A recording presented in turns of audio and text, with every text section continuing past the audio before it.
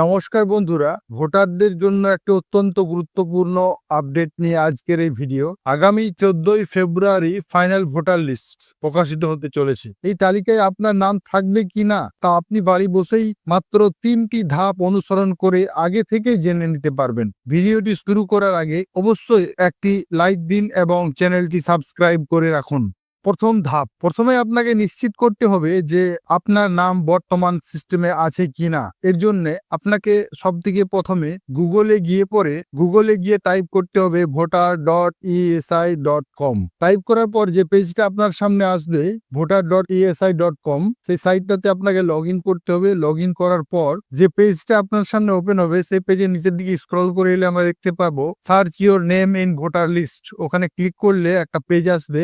এই পেজে আসার পর সব থেকে প্রথমে ইপিক নাম্বারটা লিখে নেব। আমরা ইপিক নাম্বারটা লেখা হয়ে গেলে এদিকে চলে আসবো। আমরা রাজ্যটা টাইপ করে নেব যে স্টেটে আছে, তারপর ক্যাপচাটা টাইপ করব। ক্যাপচাটা কমপ্লিট টাইপ হয়ে গেলে আমরা সার্চ বারে ক্লিক করলে আমাদের নাম, ডিটেলস এবং সবকিছুই চলে আসবে যে কোন অ্যাড্রেসের মধ্যে আছে। এটা কমপ্লিট হলে আমরা দ্বিতীয় ধাপে চলে যাব। দ্বিতীয় ধাপে আসতে গেলে আমাদের পুনরায় সেই পেজে ঘুরে আসতে হবে এবং সেখানে এসে ক্লিক করতে হবে download electoral roll PDF draft roll.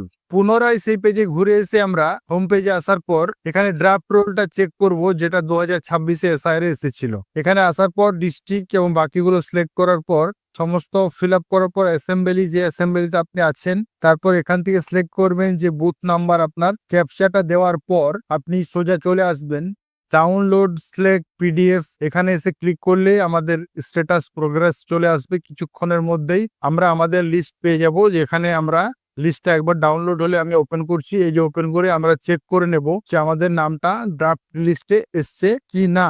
যদি আমাদের এটা কমপ্লিট হয়ে যায় আমরা আবার হোম পেজে চলে আসবো। এবার যেটা থার্ড প্রসেস, সেটা আমরা দেখে নেব submit document against notice issue. যদি আপনার নামে কোনো নোটিশ এসে থাকে তাহলে এখানে এসে আমরা ইপিক নাম্বারটা দেওয়ার পর রিসেন্ট ওটিপিতে গিয়ে ওটিপি এলে ওটিপিতে ক্লিক করব এবং সার্চ বারে গেলে এরর বলে একটা মেসেজ আসবে যদি আপনার কাছে নোটিশ না এসে থাকে। আর যদি নোটিশ এসে থাকে তাহলে আপনাকে সেই নোটিশের জবাব, আপনাকে হিয়ারিং এর নোটিশ, সেখানে গিয়ে আপনাকে ডিটেলস হিয়ারিং এ উপস্থিত থাকতে হবে। বন্ধুরা, এই 3টি প্রসেসে যদি আপনি সাকসেস থাকেন তাহলে 14ই ফেব্রুয়ারি যে ভোটার লিস্ট আসছে আপনার ফাইনাল, সেখানে আপনার নামটা অবশ্যই দেখতে পাবেন। আরো আপডেট জানতে চ্যানেলটিকে সাবস্ক্রাইব করুন। ধন্যবাদ।